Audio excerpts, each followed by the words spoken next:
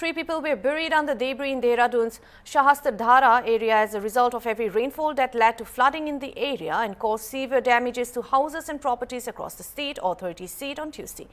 The rescue team of the district administration, including personnel from NDRF National Disaster Response Force, the STRF and police department teams rushed to the site and initiated the rescue operation. Ajay Pant, Assistant Commandant NDRF, said the situation is very bad due to cloudbursts. There has been a lot of damage to the house and properties. They got information that 3 people have been trapped in the debris. Search operation has to be stopped as debris and water are coming down from the hills, he said. The rescue team continued operation in Malnigad and Majad village in the Shahastardhara area. Disaster response personnel also rescued a total of 200 students who were stranded after the Dev Bhumi Institute campus located in the Paonda area of Dehradun in Uttarakhand got waterlogged today following heavy rainfall overnight. आप देख रहे हैं कि काफ़ी यहाँ पे cloud burst है, जिस कारण की काफ़ी जो है नुकसान हुआ है लोगों का, घर का।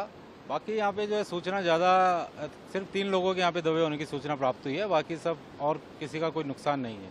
जैसा कि आप देख रहे हैं पीछे पहाड़ पूरा जो है लगातार आ रहा है। अभी यहाँ पर इनको ढूंढने के लिए सर्च ऑपरेशन चलाया जा रहा था, पर अभी सर्च ऑपरेशन को रोकना पड़ा है क्योंकि यहाँ पर जो है ऊपर से सारा मलबा और साथ में जो है पानी भी काफ़ी तेज़ी से आ रहा है, जिस कारण की जो यहाँ पर कार्य करें उनके लिए भी खतरा पैदा हो सकता है।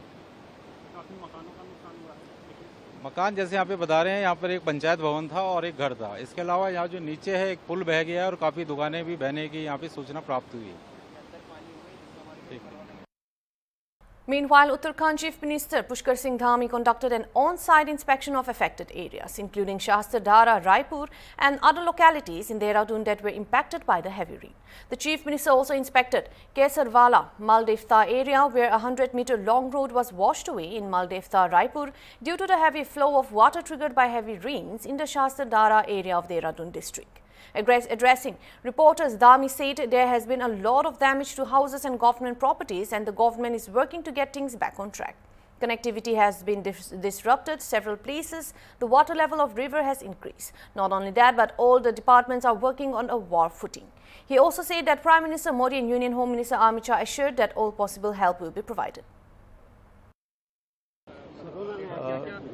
कल रात्रि को जो तेज बारिश हुई है उससे हमारे यहाँ की सभी नदियाँ उफान पर हैं और कई जगह बादल फटा है। करीब 25-30 स्थानों पर सड़क पूरी तरह से बह गई है। घरों को बहुत नुकसान हुआ है, सरकारी संपत्तियों को नुकसान हुआ है और पूरा जनजीवन अभी अस्त व्यस्त है। उसको सामान्य करने के लिए सभी प्रयास किए जा रहे हैं। बहुत सारे संपर्क मार्ग कट गए हैं। अभी नदियों का जो जल स्तर है वो भी काफ़ी बढ़ा हुआ है। पुल भी खतरे की जद में, आप देख रहे होंगे ये हमारा सोंग और बांदल पर बांदल 2 नदियां यहाँ पर मिलती हैं, उस पुल को भी खतरा हो गया है।